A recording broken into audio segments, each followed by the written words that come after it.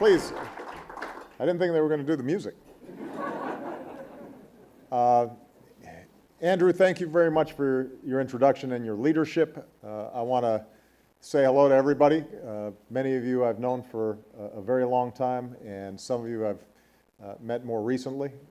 But let me say at the top what I always like to emphasize when I get a chance to speak to our business leaders, and that is I am very much rooting for your success because what is absolutely true is that when your companies are thriving, when your bottom line is where it needs to be, then the possibilities of jobs and growth and people being able to achieve their dreams are greatly enhanced. Now, the good news is that after 4 years of difficult times, we have seen a steady recovery, if not as robust as we would like. And we've seen over 6 million jobs created over the last 35 months. Housing is finally beginning to recover. There is reason for optimism as we move forward.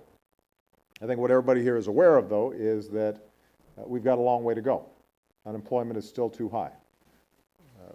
Middle-class families are still feeling enormous stresses and strains. And what I think everybody is concerned about is the enormous uncertainty in terms of the political framework, the tax framework, the debt framework within which all of you are going to be operating over the next several years. And right now, the biggest manifestation of that is the potential for a sequester that kicks in starting at the end of this week.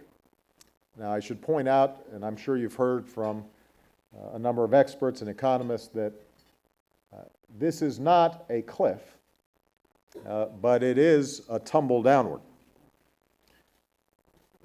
It's conceivable that in the first week, the first 2 weeks, first 3 weeks, first month, that unless your business is directly related to the Defense Department, unless you live in a town that is directly impacted by a military installation, unless you're a family that now is trying to figure out where to keep your kids during the day because you just lost a Head Start slot, a lot of people may not notice the full impact of this sequester.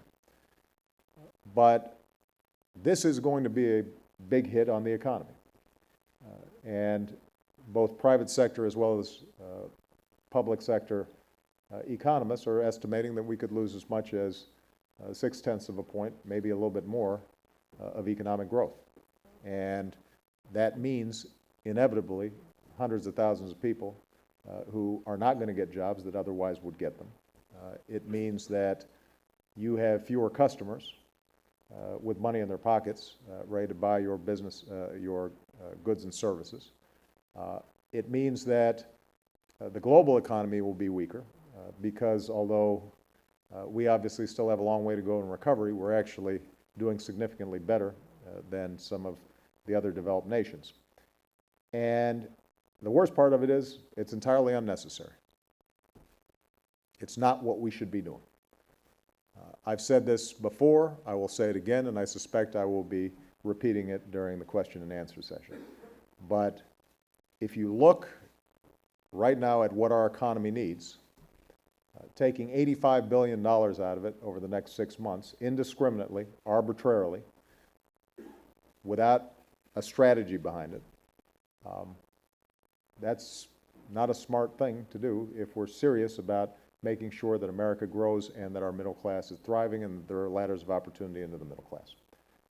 What we should be doing, and what I've been calling for repeatedly over the last not just several months but several years, is a balanced approach to deficit reduction that combines some tough spending cuts, particularly focused on how do we deal with long-term trends on some of our entitlement programs, and a tax reform agenda that, without raising tax rates further, could in fact raise sufficient revenues that combined would yield about $1.5 trillion in deficit reduction over the next decade, would replace the sequester, would bring our deficit to GDP ratios below the 3% threshold that we need for stabilization, that would stabilize our debt to GDP ratios for the next decade, and would lay the groundwork for more expansive growth because we would have simplified our tax system,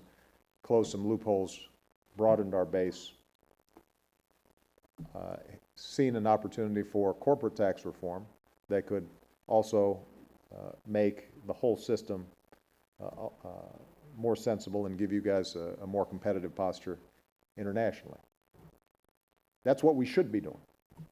Now, you'll be happy to know that that's what I offered to my Republican friends back in December after my election, before the fiscal cliff. Many of you were involved in voicing support for such a balanced approach, even if you didn't sign on to every detail and every line item in our recommended budget. And what I've said is that that continues to be the offer on the table. I am prepared to make some tough decisions, some of which will garner some significant frustration on the part of members of my party, but I think it's the right thing to do.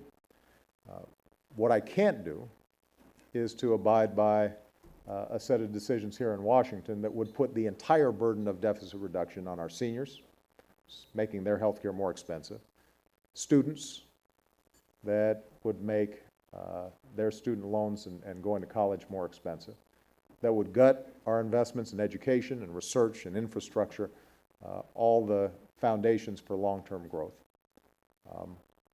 That's not what we're going to do, because it wouldn't be good for the country, and frankly, it would not be good for your businesses. Now, the question then becomes, how do we get from here to there? And I was telling Andrew before we came out, the issue is not technical. The issue is political. And the question is whether or not we are going to see a willingness on the part of all parties to compromise in a meaningful way. And what that means is Democrats have to accept the need for entitlement reform. But it also means that Republicans have to accept the need for additional revenues if we're going to be able to actually close this deficit and provide the kind of certainty that you need to make your long-term investments. Whether that can be done in the next 2 days, I haven't seen things done in 2 days here in Washington in quite some time. On the other hand, the good news is that I think the public is beginning to pay attention to this. And one thing I'm certain about is that the country as a whole is weary of Washington presiding over a manufactured crisis every 3 months. It's not good for business confidence. It's certainly not good for consumer confidence. It's unnecessary. And my strong hope, and the case that I'm taking to the American people, is that we can once and for all resolve this in a way that is equitable, in a way that is focused on growth, in a way that provides opportunity for everybody in this country who's willing to work hard, regardless of what they look like or where they come from or what region of the country they live in. And it's right there. It's there for the taking. And what I strongly believe is that if the business community speaks out for such a sensible, balanced, responsible approach, then eventually it will get done.